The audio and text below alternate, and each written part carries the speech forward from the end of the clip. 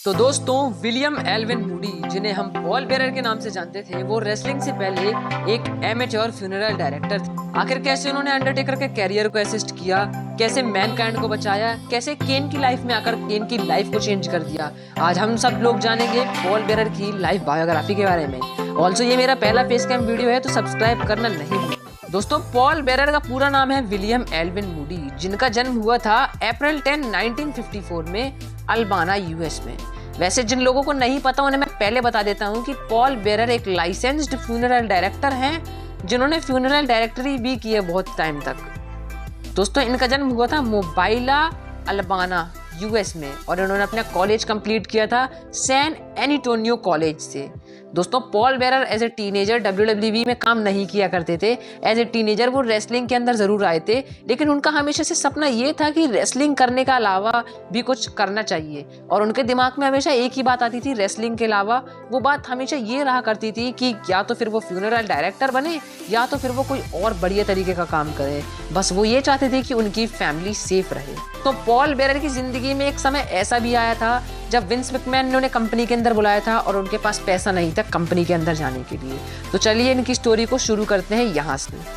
दोस्तों, Vince McMahon ने 22 दिसंबर 1999 को इन्हें सुबह बुलाया, और विंस ने इन्हें जब बुलाया तो इनके पास पैसे नहीं थे विंस तक पहुंचने के। तो विंस ने फ्लाइट का टिकट इन्हें बुक करके पॉल बेरर ने WWE के अंदर डेब्यूट किया था 1991 में, एक साल बाद फुल ट्रेनिंग के साथ। अब देखो, पॉल बेरर तो हमेशा से ही एक रेसलर रहे, बट जब उनका ये गिमिक चेंज हुआ तो उस समय पर WWE के डायरेक्टर्स को कोई एक रेसलर नहीं चाहिए था, बल्कि उन्हें कोई मोटा आदमी चाहिए था जो अंडरटेकर के साथ आ सके। उन्होंने अंडरटेकर को डेब्यू कराया था मेरे भाई। तो ये डेब्यू का कारण हमेशा से पॉल बेरर ही रहे हैं, क्योंकि अंडरटेकर जो इतने डरावने थे वो पॉल बेरर के कारण ही लगे। उसके बाद उन्होंने बहुत सारे रेसलर्स के साथ काम किया। एज ए हील उन्होंने डेब्यूट किया था, जैसे ब्रदर लव नाम की एक टीम के साथ उन्होंने काम किया। ओरिजिनली तो इन्होंने अंडरटेकर को मैनेज किया और WWE में कई रेसलर्स को चैंपियनशिप जिताई। इन्होंने अपना हील टर्न लिया समरस्लैम 1966 में अंडरटेकर के अगेंस्ट, जहां पर इन्होंने मैनकाइंड की मदद की और केन की मदद की। दोस्तों, फाइनली साल 2000 में पॉल बेरर अपीयर हुए और मूडी ने अपनी कंपनी को छोड़ दिया। का कारण हमेशा से उनकी वाइफ थी।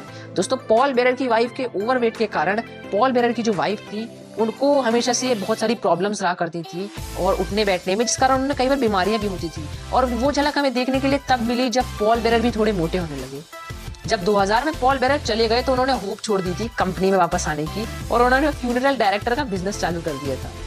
दोस्तों, मूडी की लाइफ के अंदर एक ऐसा मोमेंट आया जब 2 मार्च 2013 को गोल्फ का एक फंक्शन देखने के लिए विलियम एल्विन मूडी यानी हमारे पॉल बेरर गए, और उन्होंने वहां पर बहुत सारी ऐसी बातें करे जो कि ऐसा लगता है कि मतलब अब इंसान अपनी जिंदगी से छक चुका है, क्योंकि उससे पहले पॉल बेरर की वाइफ की डेथ हो चुकी थी और पॉल बेरर बिल्कुल ही अकेले थे।